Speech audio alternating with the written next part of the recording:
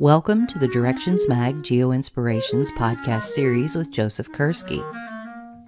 Well, greetings all. Joseph Kerski here with you on another installment of Geoinspirations from Directions Magazine.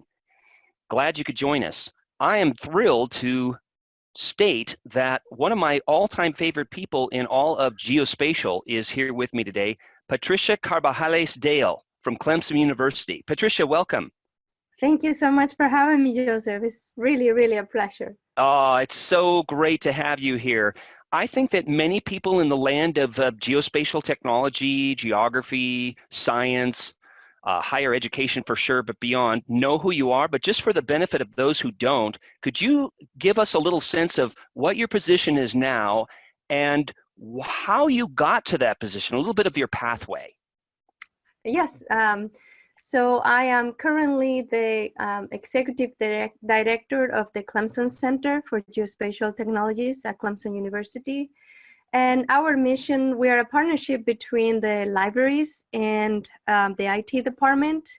We do not have a geography or a GIS department. So our center's mission is actually to support all faculty, researchers, and students into integrated geospatial technologies within their scholarly activities.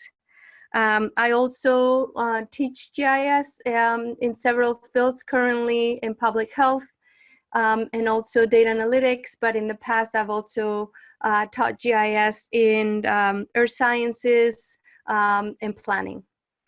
A little bit of my background, I think is not very unusual that a lot of geospatial professionals do not come directly from a geography, GIS background, especially my generation, which is a few decades back. But my undergraduate was in environmental engineering. And two things really define my path moving forward in switching to pursue GIS. When I was in my 5th year, at the time, believe it or not, was a 6-year degree that I was pursuing in Spain. The summer before to my last year, we had, in my region of Spain, we had a lot of fires, over 400 fires in just one summer. And a third of the, imagine like the third of the county just burned in just 2.5 months. And there were some lives that were lost. And so one of our guest speakers talked about this technology who was able to, have inputs as topography and vegetation and wind speed and direction and temperature and help predict and help the firefighters team to predict where the fire was going to spread. And I was just so, I really wanted to help and I wanted to learn more about it. So at that time, we didn't have any GIS courses. So I took upon me to learn GIS through extracurricular activities. And the more I learned, the more I wanted to know more. So when I finished my degree, I had a choice of what to do. And the second thing that really influenced me was my father. He was draftsman, an architectural draftsman. And so I saw what happened in his field with AutoCAD, with CAD industry just took over the architectural field. And as an engineer, I thought GIS was going to take over. I mean, this was, late 90s, and it did. So I'm glad I made that choice. And that's how I came to the United States to do my master's in GIS in a little place called Redlands, out of all places. Excellent. It was a brand new master. And from there, I ended up working first on a consulting company because I wanted to work on fire. Life gives you water, right? But I was just very happy. And then I work in public and private higher ed institutions. Oh, this is wonderful. There's a couple of things that I want to highlight from this wonderful journey of yours. First of all, out of curiosity and connecting some of the dots of other people that we've had on Geoinspirations in the past, were you at Redlands when Karen Kemp was there? Actually, in the first cohort that the master's program had, And so it was such a privilege because, Karen is one of the, she's one of my personal heroes and Mine too. mentor. And also we had a lot of support from Esri to help it launch. I remember having one of our classes was with Jack Dangermond and Roger Tomlinson, which I will treasure forever. And they were helping us with our project. So it was a very special time where I had the best experience of my life and I made the best of friends. So yeah, there's a lot of good seeds that were planted and still continue to be planted at that university. Roger Tomlinson wrote a couple of forwards for some books that I've written, and I thought, oh, I can't go talk to Roger. I mean, he's too busy, but he was so gracious and always made time for people. My last picture with him was him talking to, those 4-H students that we have at the Esri user conference. Here he is laughing and talking with these 15-year-olds, and it's just classic Roger. They're all having a great time. They're learning from, the man, the mentor, but yet he's just on their level and saying, what are you interested in? He was just so fascinated by what they were doing with geospatial. And it was just, again, it's just a great memory. Another thing that comes to mind when you were going through your fascinating story there was, the influence of a natural disaster, the tragedy that you spoke about. I was over at Pepperdine University last spring working with the facilities management, and it was right after the wildfire, the Woolsey wildfire that destroyed tons of homes over there, and it was very serious. And it came right down to the dorms on the campus. I mean, it was literally right across the street. And so my heart went out to the community, but it also brought home, kind of like what you were saying, that this is why we are using GIS, because we want to be able to keep people safe. We want to be able to, and they were definitely using GIS about, for years of, in the way of managing the brush, clearing the brush, sculpting the hills, because they're in the chaparral. They understand, wildfire is an ever-present danger. They used it to figure out, okay, when are we going to evacuate the students, et cetera.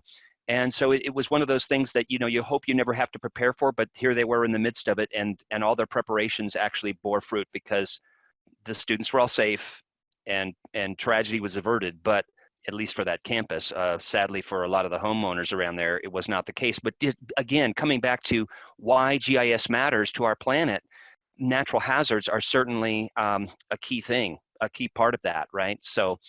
And then the last thing that I wanted to mention is that, and just for the listeners, I can personally attest to what Patricia is saying. It is wonderful to have her center in the library.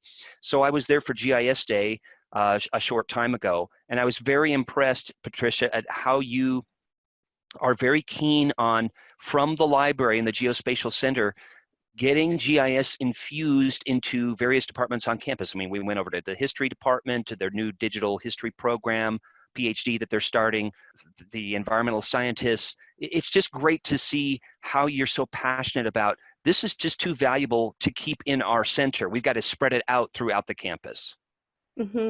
Yeah, and I think I always say this, but we are very fortunate because our job is to help others, to assist others. And, I think it's as part of being also IT, people don't call you when they have trouble. They're really grateful when you help them, and that's very unique and very gratifying.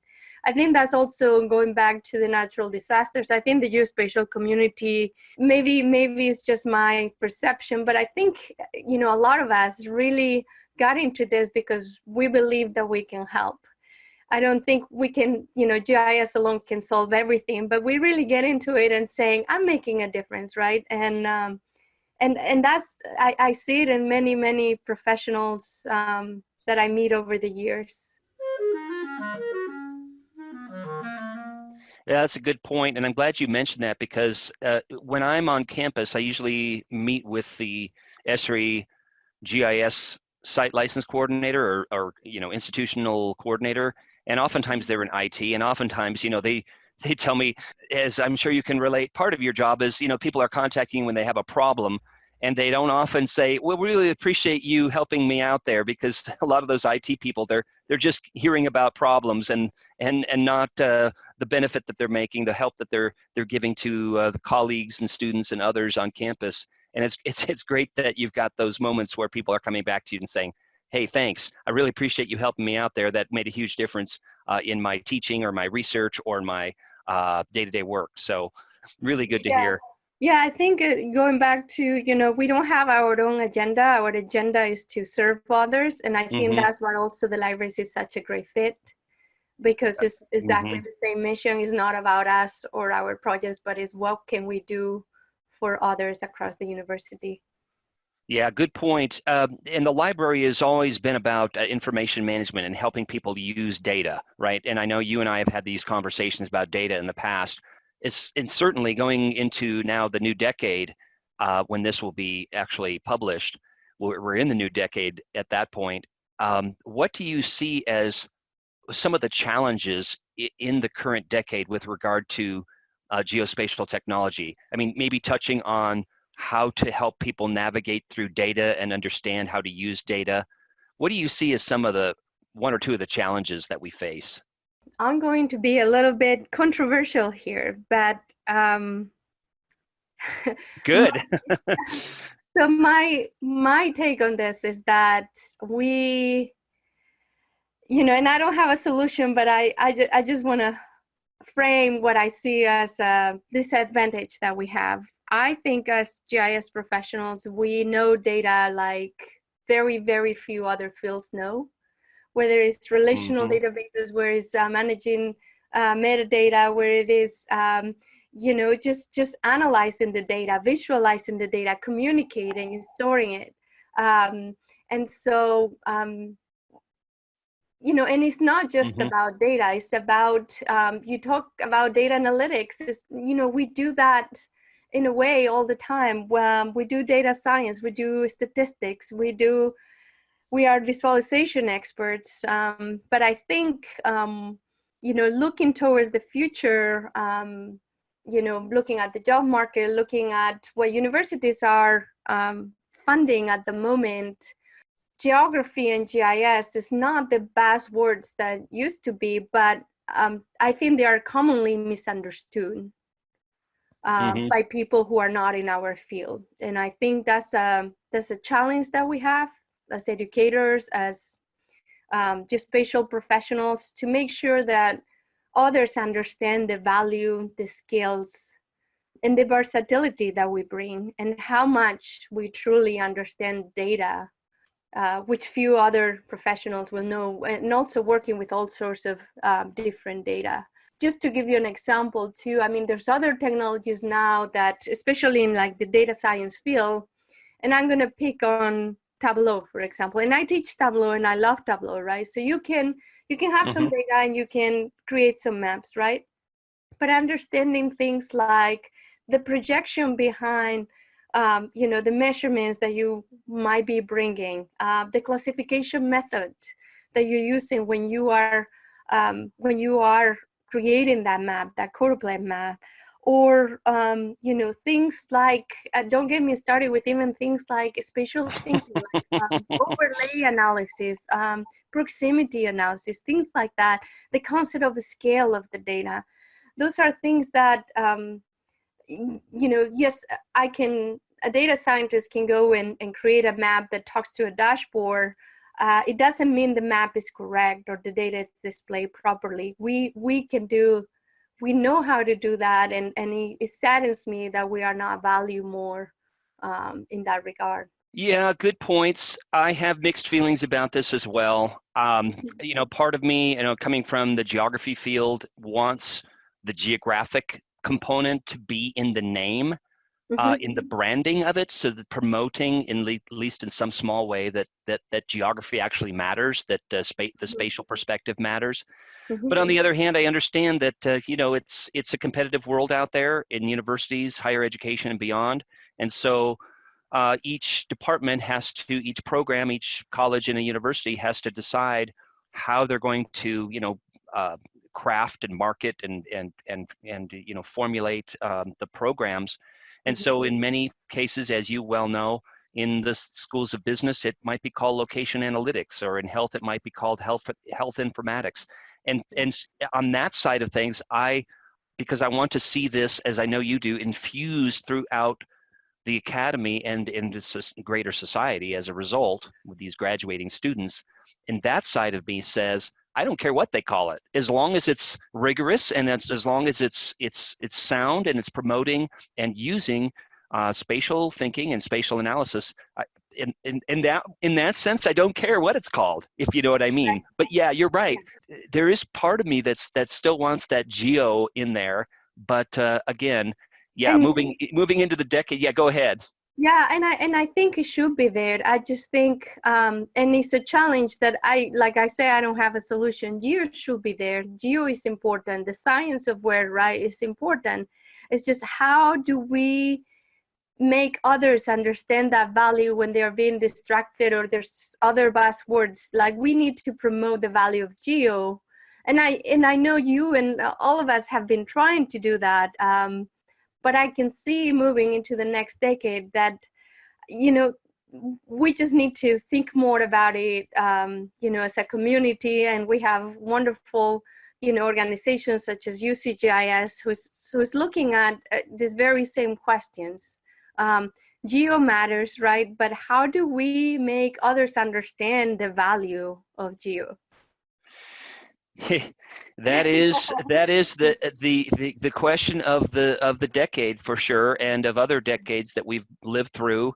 But I do think that, through your efforts and others, for example, at Clemson in your geospatial program and center, I was very impressed. I mean, that whole GIS day, for example, that you organized, that was just an example. I mean, folks out there listening, there were 300 people there from just about all programs on campus. I mean, I met sociologists and planners and historians, and then there were people from the community saying, hey, we're actually using this. We may be Clemson alums.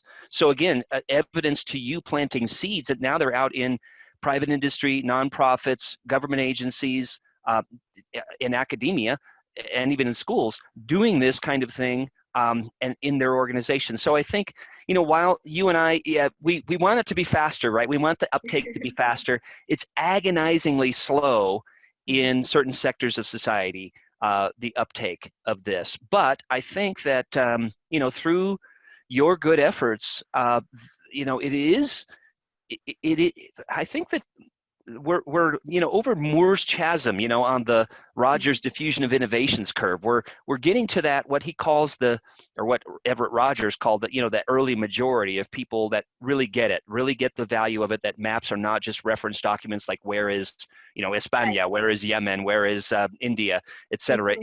They're analytical tools that we can use to make smarter and wiser decisions about the planet. And I think that your position there inside the library is a good model, and I've seen it at other places. I interviewed Beth Tulanowski, for example, at Colorado State not too long ago for Geoinspirations, and like your center, theirs is in the library, and it is diffusing GIS throughout the campus. And certainly it happens from traditional departments too, geology, geography, or sometimes environmental studies, your background, etc. But I think the library has a unique position in many respects, as we've touched on. Information. You're all about breaking down walls between departments. You are all about, hey, let's make it happen. Let's if there's some administrative hurdles, let's blast through them and make things successful. So, okay, here's another question for you, Patricia. Thank you so much for all your insights. Really appreciate it. But another thing I was wondering was, what project or initiative are you proudest of being a part of? Looking back, or maybe it's something that you're working on right now. Yes, so my dream job and project, I've already done it. And when I finished that class, I remember telling my boss, I already done my dream job. Where am I going to go from here? And it was true. So in 2013, I was working at Stanford University, and I was teaching their GIS course. And I got put in touch with the UN, the United Nations High Commissioner for Refugees, and we did a couple of projects with them as part of this class. But this was through Earth Sciences, so the projects were all over the place. So I proposed to Stanford, just with a simple paragraph, to create a course called GIS for Good, where it was a service learning course where we will partner with UNHCR to have students learn GIS and put their amazing skills. I had a wonderful group of students to help improve the lives of refugees in their camps. And it was just absolutely the best experience I've ever had in my life. That is indeed inspiring, and it touches on what I think has drawn many of us to the field of geospatial, and that is, it's more than a technology, right? It is actually used to better people's lives, and in emergency situations, in non-emergency situations, it is really touching lives. And every year, there are numerous stories that come out, at the Esri User Conference and in your event at Clemson and elsewhere, where, gosh, we're looking at things in new ways and we're helping communities. I remember seeing at your center that map of, I think it was like 2.5 million police positions, police cars, police patrols, and showing the community residents, look, this is what's happening in your community. We are actually on patrol, making doing all that we can to make the communities safer. And here are the officers that are, out there in the community. They're real people. They've got real families, et cetera, et cetera. But so it's more than just, mapping the points. It's showing people, hey, if you see a gap, let's have a conversation about maybe this needs to be patrolled more, or maybe we need to address, here's a certain pattern of crimes in a certain community. There's a lot of burglaries over here. Can we do something about it? So, it keeps me thinking about exactly what you're talking about, that these are not just, tools and data that we're talking about. It's actually the decisions that come out of the tools and data that are bettering, making people's lives happier, healthier, safer. So yeah, I love what you're saying. And by the way, as touching on another thing that you mentioned earlier about this, I always encourage students to kind of think outside the box, either in disciplines, go outside of maybe their home discipline and talk to people in, down the hall or across campus or in a different department in their city government or whatever. And part of that is I also encourage them to think internationally. And you, of course, lived and breathed that you actually have, migrated far away from your homeland, and thinking about encouraging students to do that. Were there any challenges that you faced doing science in a different part of the world than you grew up in? Yeah, especially I could barely speak English, so it was quite challenging. But it was also, it's something that I highly recommend. And I wish it was like mandatory as part of higher education. I think living in immersing yourself in a completely different country, with different cultures, I remember, walking through Redlands and I saw a student carrying their coffee. They didn't sit down on a coffee place, and I was shocked. They're carrying their food and they're carrying their coffee. And I remember, this was 2003, and I was just shocked, because, we just didn't do that in Spain. Like, coffee was a social thing that you sit down in a place and talk. So I remember in classes, the students bringing their jars, and like me just being like, just really shocked. And then, and so adapting, it's just like, it's the same thing as GIS, right? I'm working on this diabetes project this morning. In the afternoon, I'm meeting the police department. It keeps you flexible. It keeps you, that's kind of what I first left my job at Stanford as the person supporting everybody. I was like, I'm never going to be on top of my game anymore because I'm so challenged. Every day I meet with a surgeon, then tomorrow I meet with a political science, and I need to help them and I need to figure it out.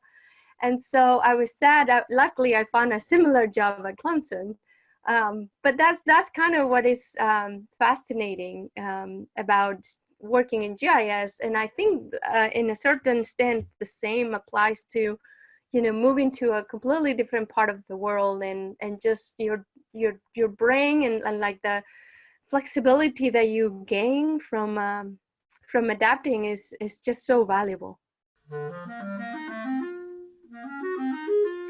Well, muy bien, perfecto, Patricia.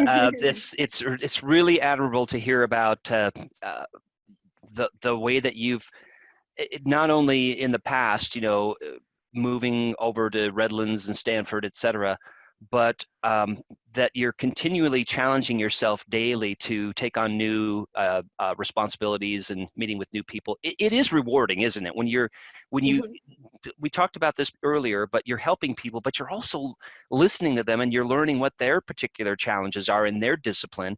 And I just think that that's what I too love that about geospatial, the international component, and then also meeting with people in different disciplines. I don't know of any other, I suppose there's got to be, but GIS is uniquely situated where it touches so many different disciplines, just about every discipline you can imagine, right? And that brings a richness to and benefit to us in working in the field, but also it's benefiting, touching on what we were talking about earlier with the challenges facing GIS, but it's benefiting the whole discipline, right? As we have more and more different disciplines contributing their diverse backgrounds and their thought processes and their own training and academic training and so on the job training, it's bringing conversations and tools and data to geospatial technology that we've never had before, right? I mean, even taking things like not to narrow it to any specific tool, but insights for ArcGIS. You've got the data analytics, data science community now saying, hey, I don't have to be a GIS guru to use some of these spatial tools. I can dig into something like that. It's on the cloud. It's something that I don't have to devote the next 3 years to learn. I can actually do something quickly and also in a rigorous way. So I don't know. I just think what I'm trying to say is, isn't it great that we've got this widening of the community, which is what we really need to grapple with these complex, vexing, interconnected issues that confront 21st century society. Correct? Yeah, that's correct. I think that's very true. If I, just thinking about, how we are able to just work with so many different data, so many different disciplines, and then just we are, I was thinking when you were talking, it's like we're really fearless when we said, hey, let's bring data analytics and like things like Insight. I mean, in our center we have drones, we have terrestrial lidar, we have 3D printing, apart from mapping, cartography, data analysis, spatial analysis, statistics, and we are not afraid to jump into the next thing that we know could benefit our community. And so that, I think that's very special about our field. Indeed. And through this conversation, we've touched on several things that I was actually going to ask you about, people that inspired you, and also your advice to people in the community. So thanks for touching on those threads. You've got a photo here of you in an airplane. Tell us about that and about your work with remote sensing in general. I'm very limited. So that photo was when I took my drone pilot exam. So I'm a certified pilot, so we can fly. Basically, our job is also to take care of advanced technology that keeps changing all the time. So that's very true now for drones, knowing all the regulations. So faculty and departments can rely on us, and they can focus more on the application of the technology. And so drones, as you know, they have a lot of application for remote sensing and GIS. And so we have a fleet of drones that we are able to fly from just regular imagery to LiDAR, and even we have now that is a hyperspectral drone that we could use for crops and forestry and other disciplines.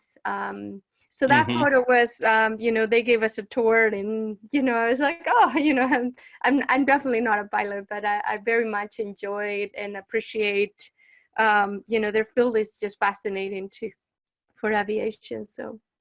Well, I think you're touching on another trait I've always admired about you. You're very curious about tools, data, different disciplines, solving problems. You're curious and you're tenacious about solving those problems and helping people. So it's very much admired by me and others in the community. Yeah, thank you so much. Oh, well, sincerely, I wanted to visit you at Clemson for, I don't know, ever since I met you, maybe 6-7 years ago, something like that. I've been inviting you every year. I know, and we finally made it happen. It was so wonderful. I'm still getting emails from faculty and others, students and people that are alums, that came from that multi-day event that you held. I think it's worth mentioning to the listener that several Clemson alums actually work for ESRI. Jeff Taylor and let's see. Semindanani, yes. Yes, exactly. And beyond working at ESRI, you've got people in. Do you have some sort of statistics about when people get a sort of emphasis or focus, whether it's the major or the certificate or any of the other offerings that you have there in geospatial, anything related to geospatial, in what fields they go into? I mean, do you have some sort of database or something like that that says, hey, we've got X people in government and private industry, nonprofits, et cetera? It must be pretty impressive if you have such a thing. Well, we have, I mean, it would be very impressive, and we unfortunately do not have that. We have it for our interns. And I have to tell you, whenever we have a new intern, I show them where our interns have gone, and I say, this is the standard, you better be him, because we have, so we have some that went to ESRI, but we have, Providence, who was also there. He became an associate planner at City of Charlotte. We have other interns that got just straight out of Fulbright, and others went to work at NASA, and others like Amazon and Epic, so big companies as well. So we are extremely proud and overwhelmed with joy for the students that have passed through our center. And it's kind of like an internal joke. It's like, you see, because I keep kind of the logos in their photos and say, see what they did, this is the minimum, this is what we expect from you once you live here.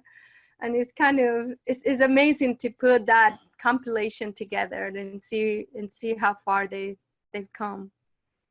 Good point. Zemin Danani is who I was thinking of. Yes, another alum there. And also I met Ellie Masumka. Right. Yeah, Elham. She's amazing. I mean, she's just an example of the many people that you're inspiring. But she's inspiring. A PhD student there, doing amazing things, and I was just very impressed by her and all of the others. They're very professional. They're very kind. They want to do the right thing for the planet. I don't know. I just everybody that I've met that has been, associated with your program there is I don't know. When I get depressed at the state of the world, I come back to thinking about people like you and her and others, and I think we're going to solve these problems. Yeah, there's some pretty complex, serious problems on our planet and in our own communities. But I think that we've got, good data. We've got some good tools at our fingertips now. We've got this whole sharing environment that you keep touching on, that we are all about helping each other to make a better world and solve problems. So I actually am an optimist. I think that we're going to make it. We're going to be at the other side of this decade and the other side of this century in a more sustainable, happier, healthier place. I really believe that. Yeah. And geospatial, even though it may sound corny or kind of odd to someone who's kind of coming into this podcast thinking, what's the big deal? It's just a technology. Well, not really. It's more than that. It's the people, really, and that's what this whole conversation has been about. Is the people. what do you want to see? Are you getting the kind of support that that you need to have over there at Clemson? I'm just wondering, for the benefit of people that are forming their own geospatial programs, maybe at a university, do you have any advice for them in terms of how to build, consensus, how to build a support mechanism around campus where you can actually sustain the kinds of things that you're doing? Yeah, I mean, I've been very, very fortunate. I mean, you saw the facilities that we had here at Clemson and the staff that we have. So we have our GIS manager, Ellie. We have our UAV director, Blake. We have our GIS developer, and then we have many interns. So when I arrived at Clemson, I was very, very fortunate to have somebody who believed in the value of geospatial and the value of bringing, having staff to support the campus. We had a lot of labs, but nobody to support, the students and the researchers, and faculty were just being inundated with emails from people from other departments. So taking that burden away from them and just centralize it in a way that could be efficient and shared, I think it was, it made a lot of difference. So I think adding that value, understanding that geospatial changes rapidly, constantly, and like we hear faculty, it's very hard for them to keep up.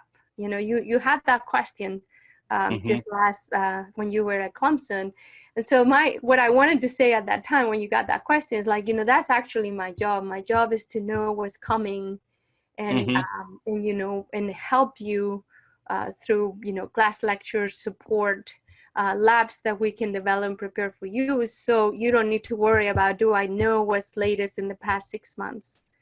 And that also ties to like my advice to GIS professionals. I always tell the students, it's not what you know, it's how much you can figure it out and how much you can adapt when in 6 months things are going to change, and you need to keep up with it. So yeah, good point. Being a lifelong learner is so critical in this. Always. Yes. I'm always learning things about GIS from people that have used. They'll come up behind me. Hey, Joseph, I've been using GIS for 1 or 2 years. You should do it this way. Oh, okay, I'll say. Thanks for telling me. So it keeps us humble. It keeps us learning and moving forward.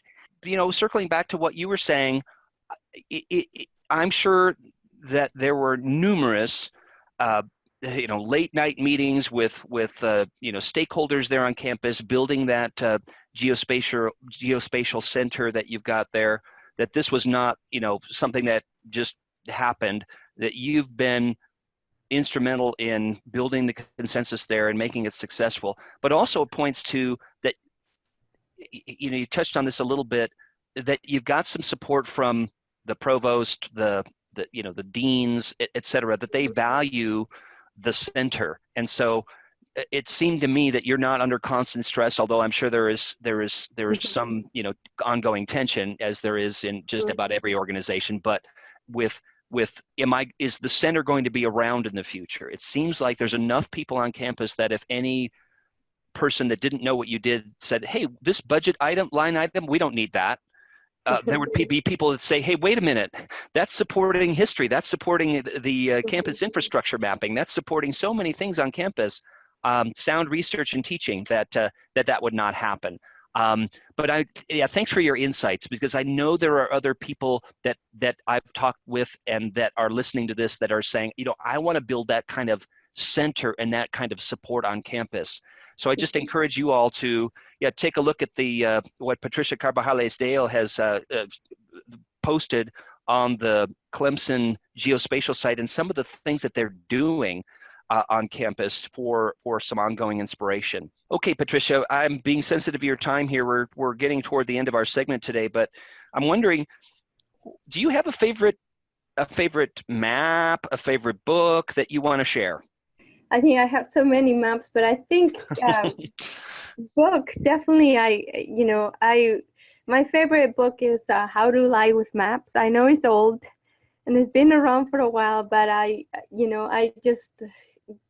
it's just something that is really special to me. I wish we could actually keep updating it every month, every 6 months. We could keep something like like a portfolio, how maps have been used to manipulate for political purposes, for a meeting that you want and you want to present the data a certain way. But I think it kind of, what I love about so much is because also I love warning the students about being very careful about the decisions they make when they create a map, but also to be critical when they see other maps. But it also talks about in a subtle way about all the skills that we have as geospatial professionals and all the thought that we put when we use this type of line or this type of symbol or this color or this projection. And so it kind of summarizes in a very intuitive and applicable way, our knowledge that we have as GIS professionals. Yeah, that's very good points. I love that book as well. Marc Monmonier, the author of the How to Lie with Maps, he's got a fairly new book now with Esri Press called Connections and Content, Reflections on Networks and the History of Cartography, which is actually quite good, as is all the other things that he's written. And so you might want to, the listener might want to check that out.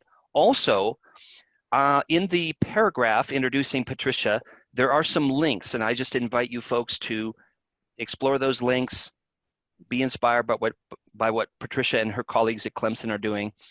This is another thing, it's just on a cultural note, Patricia, when you wrote to maybe some of your relatives back in España about, hey, Clemson's got this big facility on campus. It's called a football stadium. And it's more than just a sport. It's just this whole culture of, community and rallying around and celebrating each other. I bet that was kind of an interesting conversation. Yes. Well, even like coming from California to the South, how everything revolves around football is pretty incredible. I remember, coming my first month, everybody was wearing orange on a Friday, and I was like, what's going on? Do we need to dress as orange? What kind of place? I started buying all my orange clothes in no time. You just, you gosh. the culture, and then you just, understand better. So yeah, there's definitely more than football at Clemson, that's for sure. But football is a big part of life here. Well, it's a beautiful facility, and the arboretum that you have there, the waterfront, it's just gorgeous. Back on the football thing, though, and logistics, the first thing that came to my mind when I got to your campus and saw, people were already, the facilities people were already starting to put out roadblocks and notices about the upcoming game on the Saturday. And I got there on Tuesday. I was there on like a Tuesday afternoon, and I thought, wow, this is a big deal. They're already preparing for Saturday, and it's 4 days from now. And so I also was thinking, in terms of logistics, they've got to be using GIS in facilities management and event planning and things like that. Could you touch on that? Are they using GIS to do things like, routing of crowds and vehicles for events like a football game, and also beyond for campus facility mapping, campus safety, things like that?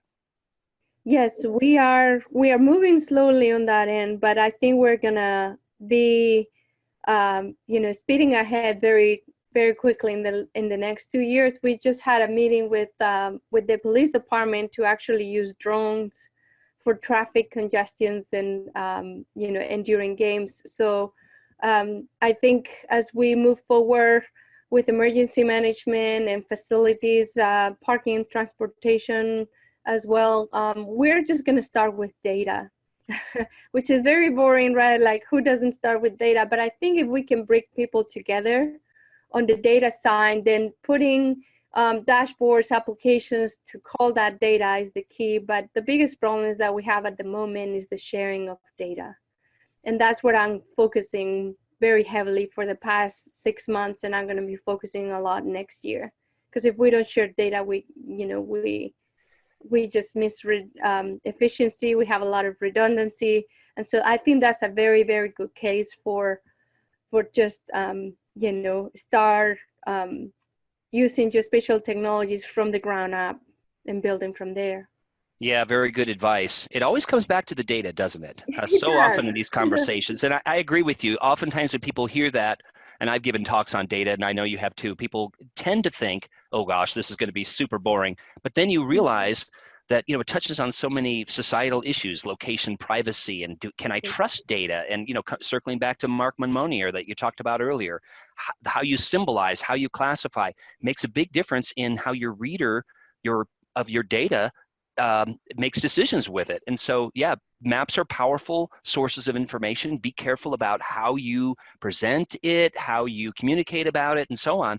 So that's just one of the great things that I have great respect for you about, is that you are always really focused on benefiting the user, the map user, the data user, servicing the community. So thanks for all of your insights there, and about a little bit of your past of the Stanford Geospatial Center, the GIS for Good class, and all the amazing things that you're doing at Clemson. So again, thank you, my friend. Muchas gracias. It's great to have you on here. Yeah, I want to say also, I want to give you a shout out to you and the rest of the education team. Your support is tremendous for us. We couldn't do what we do without people like you and Jerry and Rina and Nanji and others. So I really appreciate your support. We are, you know, I think we are on the same side of things. We want to help others. We want to, you know, make sure people can use geospatial technologies to the best of their abilities. And so, you know, thank you so much for helping us in our mission. Well, thanks for the kind words. That's very nice of you. We're all in this together, though. It's a team effort, right? We've got to keep tapping on all the windows and knocking on all the doors, and wherever there's a little nudge in the door, you know, open that door and see where the opportunities can lead us in the future. So anyway, thanks again, Patricia. Great to have you on here. So folks, Patricia Carbajales-Dale, the coordinator of the Center for Geospatial Technology there at Clemson University, and doing amazing things on campus and far beyond. So Patricia, have a great day. Thanks again for sharing your story with us, and wish you all success in the future. Same to you. Thank you, Joseph.